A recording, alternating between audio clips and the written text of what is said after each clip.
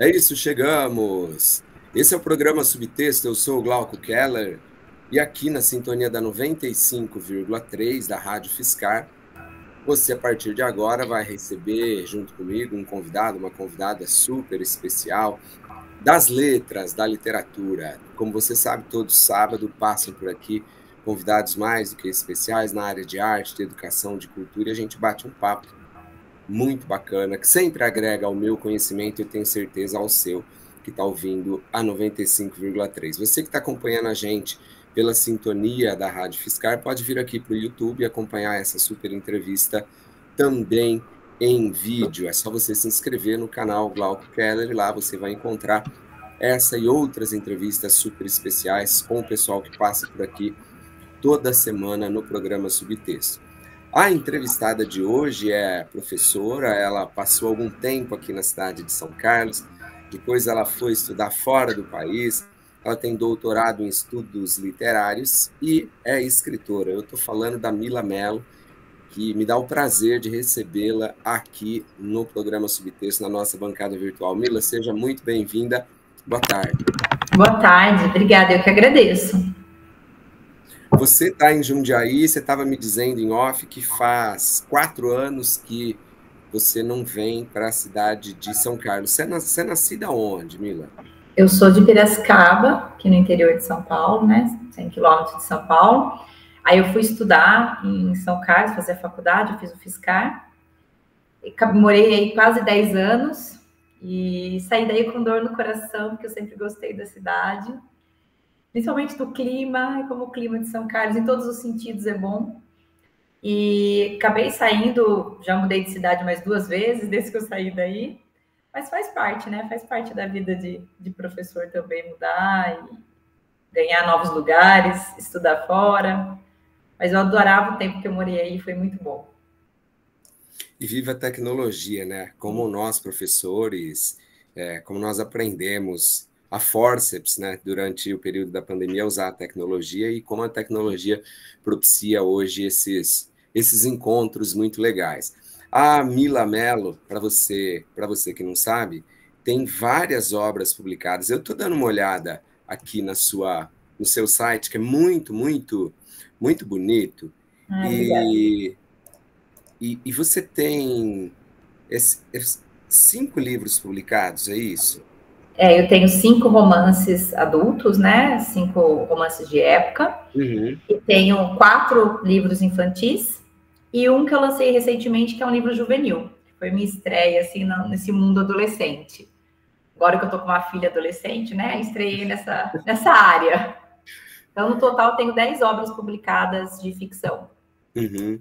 Eu tava olhando aqui os cinco livros adultos que você tem, né? E o que é ser uma escritora de época, Mila? Olha, para mim, antes de tudo, gostar muito de história e gostar muito de pesquisa. Então, eu acho que isso já veio para mim desde a época que eu era pesquisadora, né, na pós-graduação. Porque eu não consigo imaginar escrever um livro sobre outra época sem verossimilhança.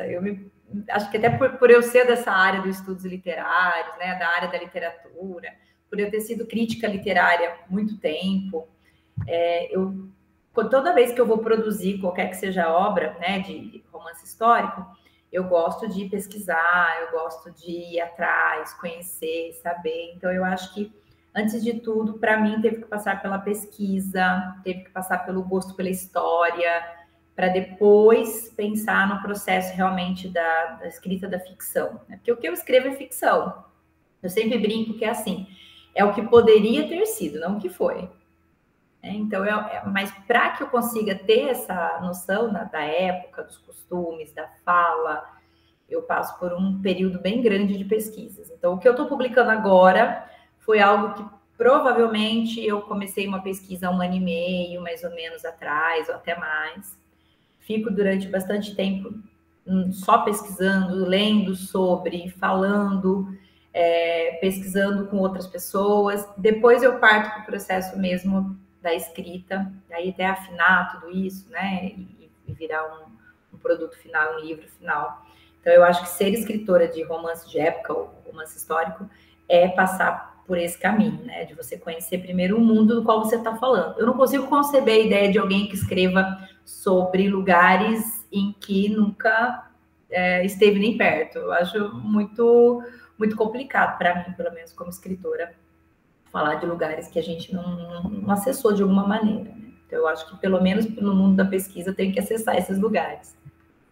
E é curioso você tocar na palavra verossimilhança, porque a verossimilhança, na verdade, é um acordo que o escritor faz com o leitor, e esse acordo ser respeitado, de fato, é essencial para que haja veracidade na história. Você ambienta parte das suas histórias na Europa, às vezes do século XVII, às vezes do século XVIII, e você tem mulheres muito fortes. A história de Ana, por exemplo, a Ana, que é um dos seus romances, né?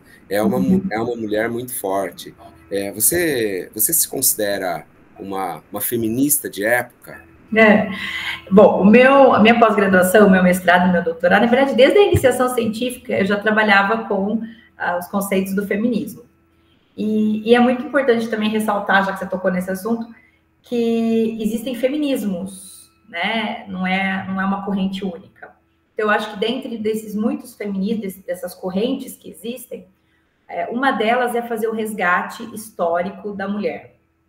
Porque se você pergunta para uma pessoa, até mesmo aí na casa dos 30 anos, 40 anos, que estudou numa escola um pouco mais tradicional, vai dizer para você que não existia mulheres antes do século XX, porque a gente não estuda, né? A gente não estuda ninguém, nenhuma mulher antes do século XX. Então, a gente não estuda a mulher na ciência, a gente não estuda a mulher na literatura, e parece que as mulheres simplesmente brotaram a partir de Raquel de Queiroz no século XX. Então, eu acho que uma coisa que eu prezo no meu feminismo é fazer esse resgate histórico. Mostrar que sempre existiram mulheres diferente daquilo que se esperava. Mulheres que quebravam o estereótipo que se tem. Então, quando eu falo da Ana, por exemplo, a Ana, ela é uma personagem que ela não é real, mas ela foi inspirada em mulheres reais. Então, eu fiz uma pesquisa sobre a Casa Bourbon, e várias pesquisas sobre a família real portuguesa, e eu li várias histórias de mulheres, e várias coisas que eu conheci daquela época, que tudo que a Ana fazia não era esperado, né? A Ana era uma esgrimista, então você não esperava isso dela, mas existiam sim mulheres que eram treinadas, só que isso nunca foi divulgado, porque não se esperava que as mulheres seguissem esses exemplos. Então só era divulgado, você pega jornais da época, só era divulgado em revistas e jornais da época aquilo que se queria que fosse seguido, né? Aquilo que seria o modelo para todas as outras. E eu tento pegar os modelos que não foram divulgados. Então, é uma maneira de eu resgatar algumas mulheres que foram apagadas da história. Então, embora tudo que eu escreva seja ficcional, como eu até coloquei a questão da verossimilhança, são atitudes e ações que foram possíveis, sim, acontecer naquele momento, aconteceram com mulheres diferentes, às vezes o que eu junto numa única mulher, aconteceu com mulheres diferentes.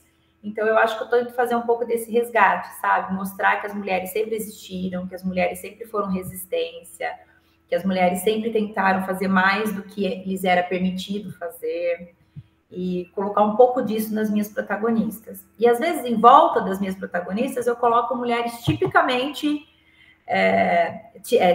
tem atitudes típicas daquela época mesmo, do esperado, para a gente ter esse choque, né, do que era esperado e do que algumas conseguiam fazer. Então, a Ana é um exemplo disso. Esse é o programa Subtexto, eu sou o Glauco Keller e hoje eu tenho o prazer de receber a escritora Mila Mello, que passa por aqui para falar um pouquinho do seu fazer artístico, da sua literatura, da figura feminina na sua literatura. Você que está acompanhando a gente em 95,3 FM pela sintonia da Rádio Fiscar, pode vir para o YouTube e encontrar essa entrevista em áudio e também em vídeo. É só você se inscrever no canal Glauco Keller. Ô Mila, e você lê enquanto você está escrevendo ou você é daquelas escritoras que para tudo, só lê talvez poesia para não ser influenciada, ou você continua pesquisando, continua lendo? Eu faço tudo ao mesmo tempo, porque se eu for fazer uma coisa de cada vez, não dá tempo. Nessa vida louca que a gente leva, né? Sou professora, sou mãe, sou filha, a gente tem que cuidar das pessoas que estão próximas da gente. Então, se a gente for escolher, eu não consigo, não daria conta de fazer tudo. Então, na verdade, eu faço um pouquinho de tudo.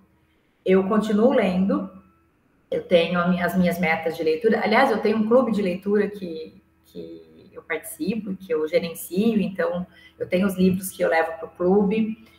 Eu gosto de ler para dar indicações, porque as pessoas me pedem muita indicação. Às vezes eu leio muito coisas fora do meu gênero, até para poder indicar. E gosto de pesquisar e escrever. Então, assim, agora eu estou escrevendo um livro que vão ser 2 contos, formando uma história. Eu estou finalizando esse livro, mas ao mesmo tempo eu já estou aqui com os meus livros pesquisando para o próximo. Eu estou fazendo pesquisa para um que provavelmente vai sair daqui a um ano.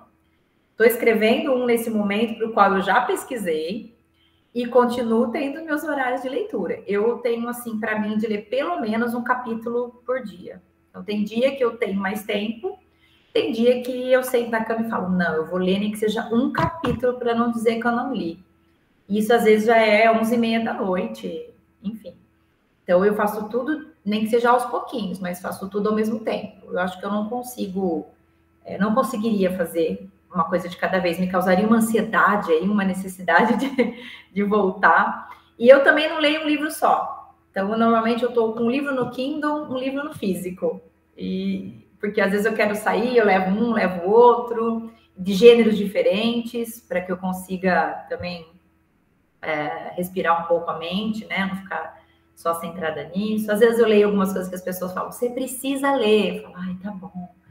Aí eu baixo, vou ler, né? Vou conhecer. Então eu gosto de fazer um pouquinho de tudo ao mesmo tempo. Eu não vou perder a chance de perguntar para você do seu clube de leitura, como que funciona, e pedir 2 indicações para os nossos ouvintes também. 2 livros que você leu recentemente, pode ser literatura clássica, literatura contemporânea, que você fala, poxa, valeu a pena, eu super indico. O clube de leitura que eu gerencio, vamos dizer assim, né, que eu montei, é um clube só para mulheres. Então, a gente começou com as amigas, aí ele foi crescendo, a gente funciona por indicação, então uma vai indicando a outra.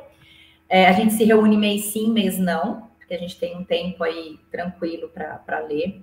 E é um clube de apoio, então não é um clube de cobrança. Né? Às vezes as pessoas perguntam assim, e tem chamada oral, tem prova, tem, sabe? As pessoas vêm com aquela ideia, né, de escola. Não, é um clube de apoio. Então, a gente tem um grupo no WhatsApp, a gente fica trocando trechos do livro que a gente está lendo, a gente fica discutindo ao longo desse tempo, e aí a gente se reúne presencialmente, né, uma data mês sim, mês não, e a gente faz uma discussão, eu faço algumas brincadeiras, às vezes, com elas sobre o livro, cada uma fala um pouquinho, indica o que está lendo também, porque normalmente não está lendo só aquele livro do clube, a gente troca muitos livros, a gente faz amigo secreto de livros, então uma apresentei a outra com um livro que acho que precisa conhecer. E já esse aqui já é o 3º ano do clube, já tivemos uma reunião esse ano, temos mais uma mês que vem já, e é muito bom, assim, é algo que estimula a leitura de uma forma bastante agradável. Eu leio muito romance de época, então, assim, até é complicado para eu indicar. Eu li recentemente, deixa eu ver o que eu estou lendo.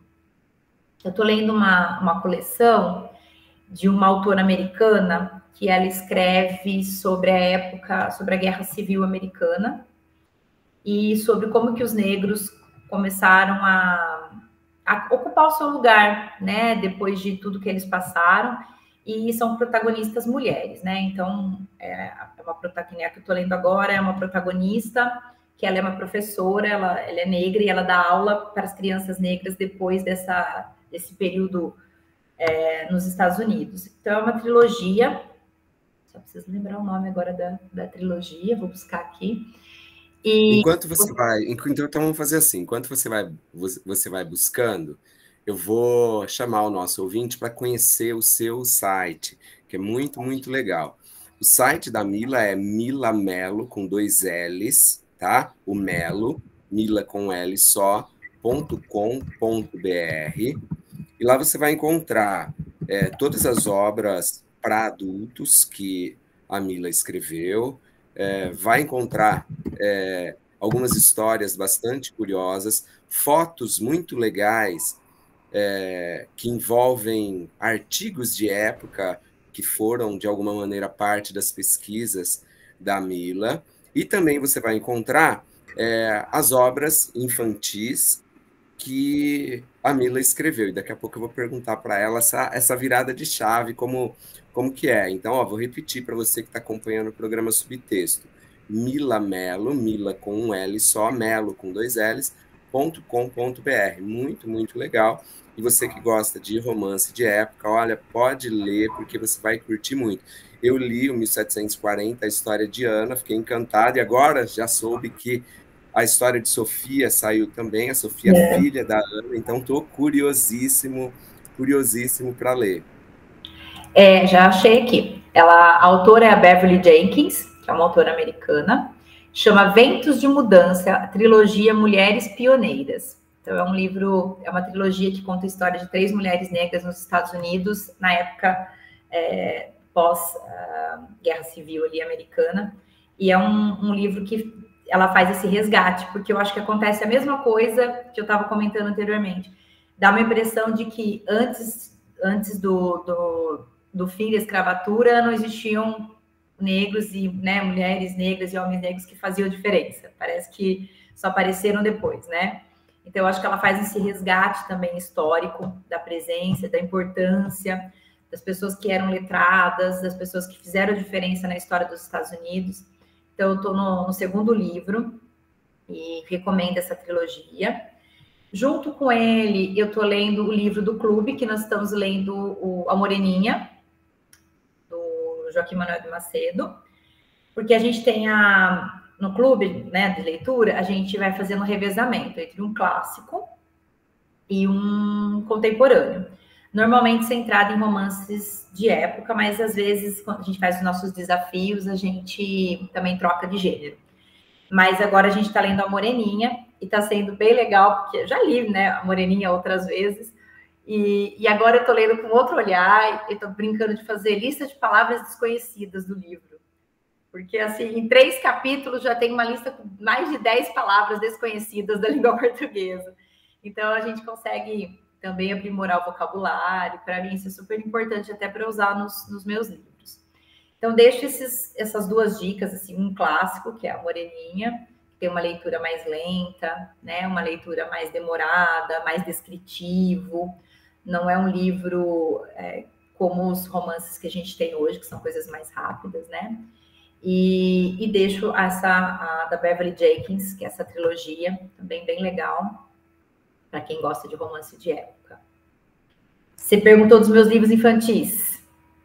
Isso, eu queria perguntar para você sobre essa virada de chave. Você escreve para adultos e, de repente, você escreve para crianças também. Como é que é essa mudança? Mudar vocabulário, mudar abordagem? Fala um pouquinho, Mila.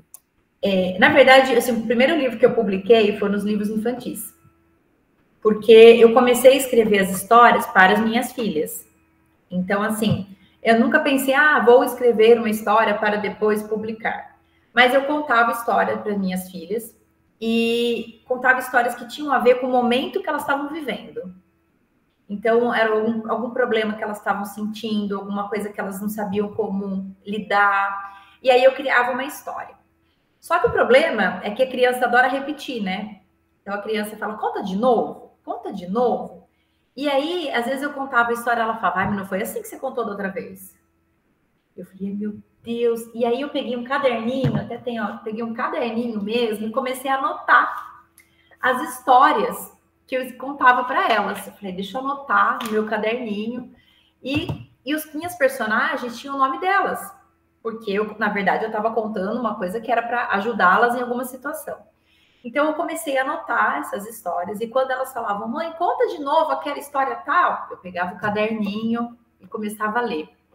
Até que sempre tem alguém que fala, né, nossa, você precisa publicar isso aí, né? Nossa, olha, você precisa colocar isso aí para rodar, um monte de criança tem esse mesmo questionamento, isso vai ajudar os pais nisso. As professoras com as quais eu trabalho também falavam, olha, ela contou tal história na escola, todo mundo adorou, falou que foi você que inventou. E aí eu fui atrás de publicar os livros infantis primeiro. Então, assim, são coisas bem diferentes, porque o romance de época, ele tem um processo muito mais longo para eu preparar, né? Pelo menos para mim é um processo longo. Como eu falei, envolve pesquisa, envolve tempo de amadurecimento, criar o personagem, escrever, reescrever, passar para o leitor beta. É um processo longo.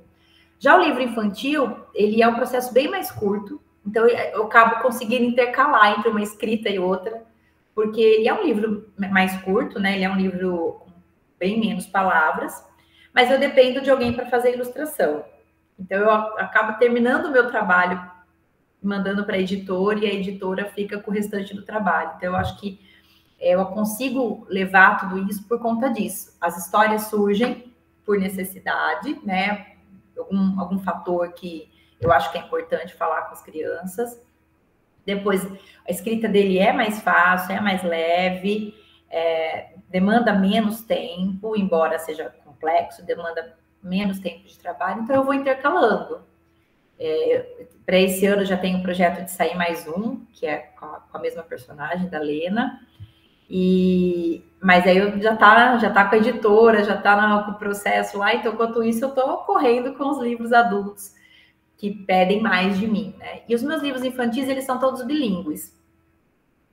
Você que é o professor de inglês, que curte a língua, desde que eu vim para cá, para Jundiaí, eu comecei a trabalhar em escolas bilíngues.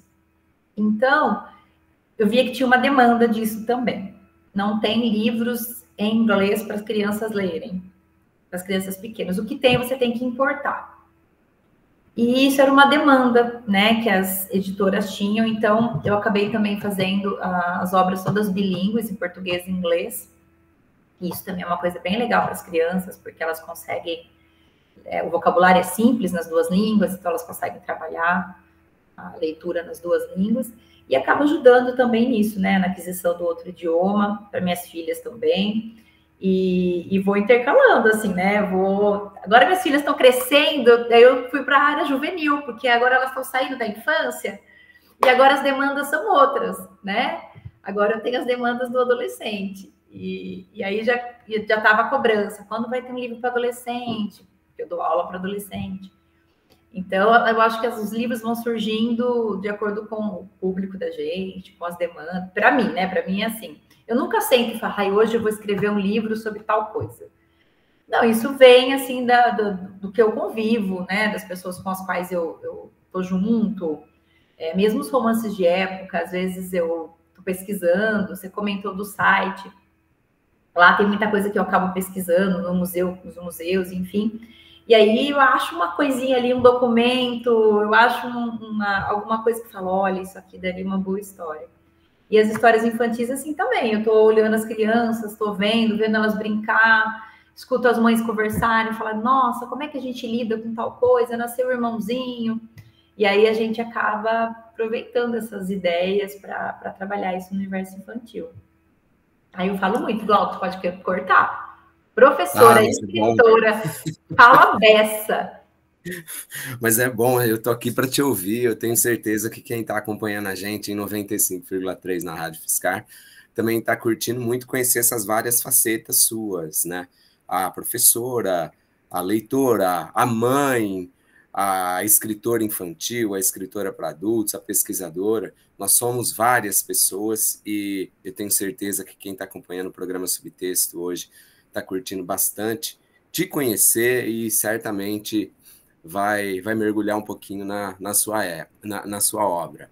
Eu convido quem está acompanhando a gente para vir aqui para o YouTube, você que está acompanhando o programa Subtexto pela Rádio Fiscar, vem aqui, você pode acompanhar esse programa em áudio e também em vídeo, é só você se inscrever no canal Glauco Keller. Hoje eu recebo a escritora Mila Mello, que fala um pouquinho do seu fazer artístico, daquilo que a toca, dos seus temas, da figura da mulher, dos vários feminismos, e convido você, então, para vir aqui para o YouTube acompanhar a gente também em áudio e em vídeo. Mila, em que momento você começou a escrever? Foi na infância, na adolescência, ainda sem pensar em publicar? Em que momento que você colocou os primeiros textos no papel?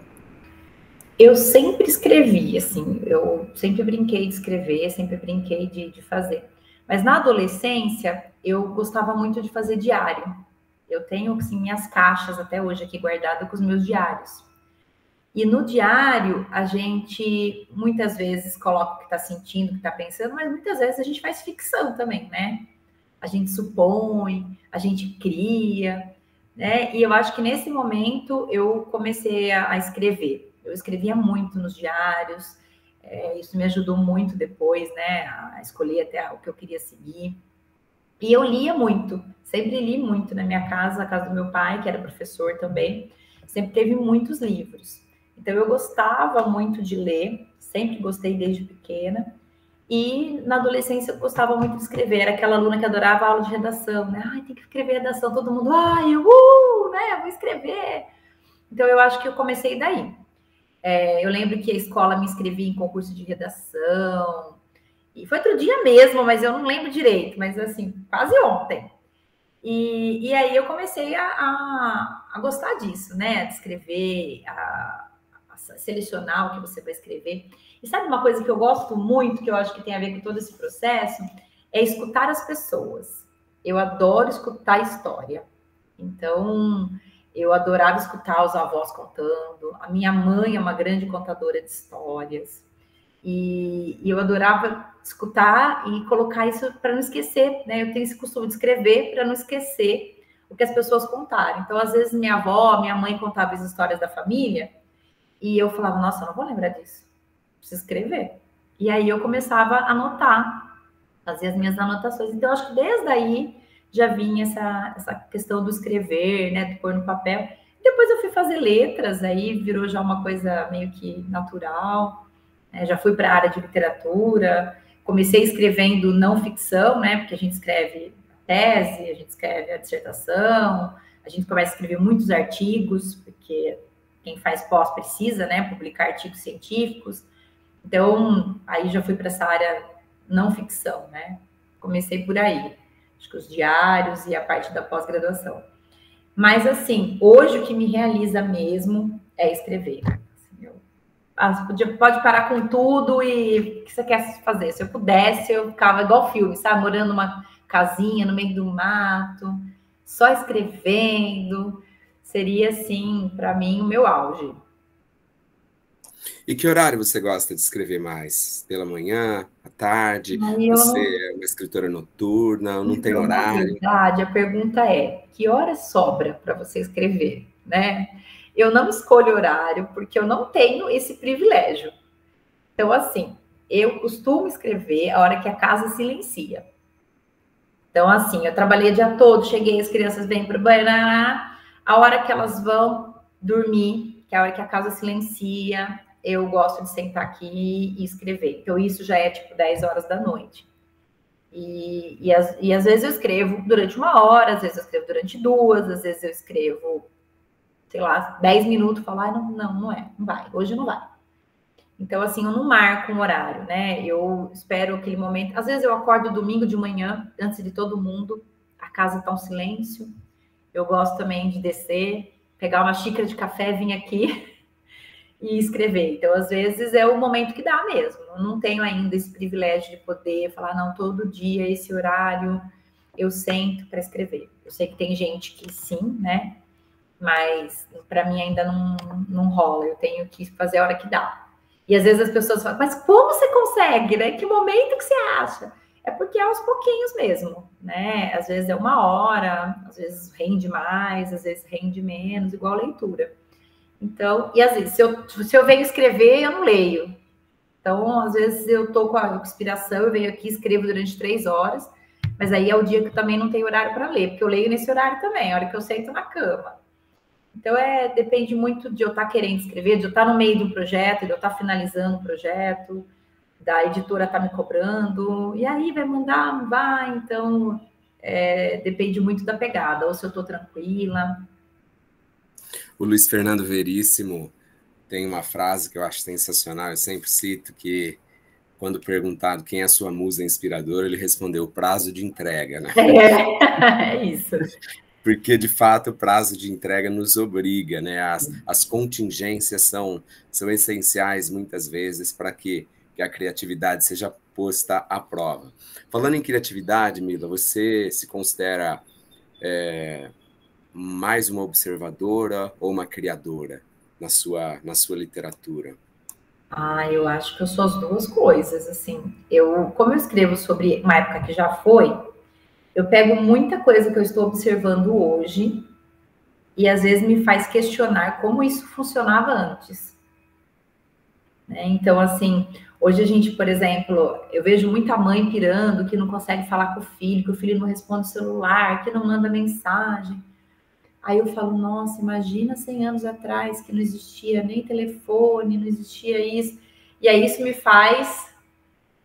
me joga lá e eu começo a questionar. Então eu acho que eu observo as coisas do mundo de hoje, penso nisso, como é que funcionava antes, né? Como é que era?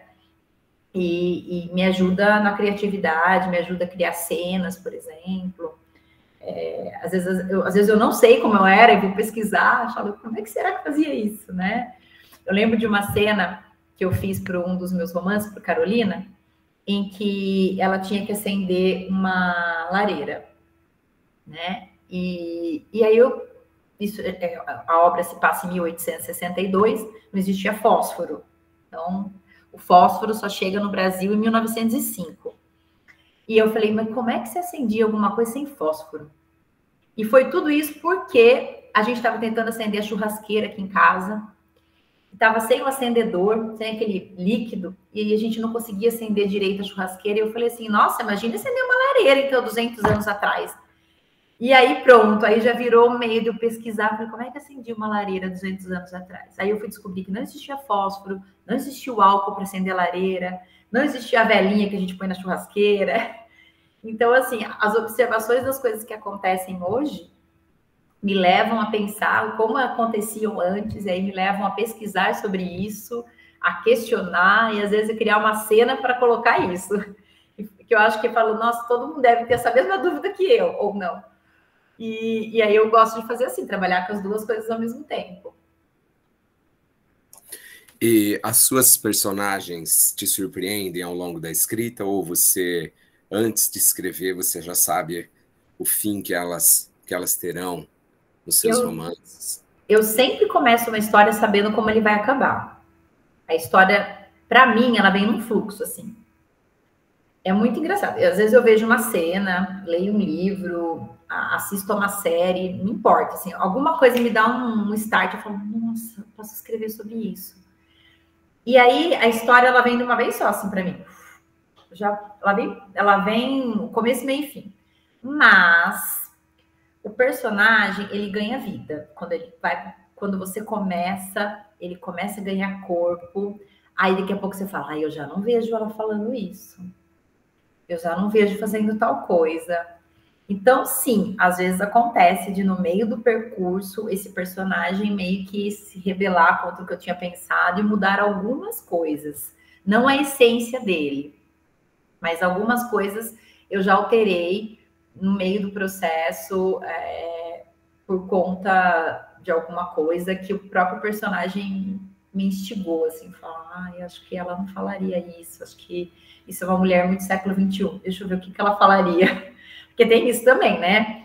Eu sou uma mulher do século XXI, então, às vezes, eu gostaria de dar umas respostas que eu sei, né? Voltamos na verossimilhança, que eu sei que uma mulher do século XIX não daria. Então, às vezes, eu também tenho que mudar um pouquinho essa minha maneira de conduzir, de pensar, para que as coisas se encaixem ali. Então, às vezes, eles ganham vida, assim. E sabe o que é engraçado? Logo que as pessoas, elas me perguntam coisas do personagem fora do livro. Então, assim, que nem, por exemplo, você leu Ana, você gostou muito da Ana, gostou muito do Henrique, aí você vira para mim e fala assim, mas e aí? O Henrique fez tal coisa ou não? Que não tá no livro, sabe? Tipo, e o Henrique depois? Ele, sei lá, entrou em guerra com a França? Aí eu falo, não sei, eu não escrevi essa história. Então é muito engraçado porque as pessoas, elas pensam nas personagens fora do livro. E por isso até que surgiu o livro da Sofia.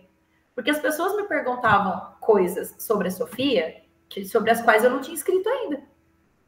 E elas queriam saber, mas e aí, o que aconteceu? E a Ana teve filho depois? E como é que é o nome do filho da Ana? E eram coisas que eu não tinha pensado, né? Então, às vezes, o personagem, ele ganha uma história que eu não tinha pensado, ou que eu não é o caminho que eu ia dar para ele, por conta das pessoas que leram. Elas querem... Isso é muito legal, né? Isso é demais, assim. Faz uma história de amor para fulano. Dá um final mais feliz para Amélia no Clarice, que a Amélia ficou sem final. Faz um conto para dar uma história para Amélia. O que aconteceu com ela depois? Fala, não aconteceu nada, porque a história acabou ali. Parece que os personagens, eles estão andando por aqui, sabe? E eu estou só vendo eles escrevendo. Mas, na verdade, não aconteceu nada, né? Eu tenho que criar toda essa parte. Mas isso é fantástico, eu adoro. Eu adoro discutir com as pessoas sobre meus livros, assim, falar sobre os personagens. Às vezes elas falam, não gostei, eu acho que tinha que ter acontecido tal coisa. Aí eu falo, anotado, né? Na próxima versão, posso pensar sobre isso. Você sabe que você falando desse não gostei, eu me lembrei daquele vídeo que ficou famoso, que acabou virando livro da escritora nigeriana Chimamanda Ngozi Adichie, O Perigo de uma Única História, em que ela fala que quando ela começou a publicar na Nigéria, muitos disseram para ela que não haveria público, que as pessoas não leriam, tal, e que certa vez uma mulher num evento veio falar com ela sobre um livro ficcional que ela tinha publicado e falou, olha, é o seguinte, eu gostei do livro, mas não gostei do final. Então, você faz uma sequência assim, assim, assim. Ela havia se apoderado do livro de uma maneira tão bonita, tão legal, né? O personagem tinha vida. Isso, é isso certamente mesmo. Muito bacana, né? As pessoas, elas adotam o seu personagem preferido, e aí, às vezes, elas não concordam com alguma coisa que a gente fez com eles, né? E elas querem que mude, ou então a história do personagem se encerrou ali, mas elas querem saber. E eu também sou assim. Às vezes eu leio uma história, eu falo, chega no epílogo, eu começo a virar a capa, eu falo, meu Deus, não é possível que tenha acabado, eu quero saber mais, né? Que é a tal da ressaca literária. A gente acaba, mas a gente não queria que acabasse. E eu acho isso fantástico. O Sophie surgiu assim, por conta da história da Ana. E o Laura, ele também surgiu da história da Clarice. Porque tem um personagem na Clarice, na história da Clarice, tinha um personagem secundário que todo mundo queria saber quem que na história da Clarice tem uma aposta entre dois personagens, homens. Eles fazem uma aposta e o personagem principal, né, do Clarice, que é o Nuno, ele perde a aposta. Mas todo mundo quer saber o que vai acontecer com o outro personagem, porque o Nuno todo mundo sabe, leu a história, sabe o que vai acontecer com ele quando ele perde a aposta. Agora, todo mundo ficava, mas e com o Thiago, o que vai acontecer? Mas ele vai encontrar tal pessoa? E não existia nada. Então, assim, surgiu uma outra história para dar vazão à curiosidade das pessoas sobre um personagem específico. E, assim, isso é fantástico para quem escreve. É muito gostoso você saber que o personagem ficou tão bem escrito que as pessoas acreditam, né, que ele está ali. Basta escrever o que aconteceu com ele. Eu acho isso maravilhoso. Então, eu adoro quando as pessoas escrevem críticas positivas, negativas. Não gostei disso, porque você sabe o que está fazendo as pessoas questionarem. Até quando a pessoa não gosta de alguma coisa, ela teve que ler, teve que questionar e teve que argumentar por que ela não gostou daquilo. Então, eu acho que já é uma discussão válida. E eu acho a parte mais gostosa de ter contato assim, com quem escreve, quando a gente vai a alguns lugares, por conta disso. Você sabe que hoje eu estava escrevendo a minha crônica da semana, né, sobre o filme Emília Pérez e essa discussão toda com Ainda Estou Aqui. Eu assisti o Emília Pérez, eu gostei do filme.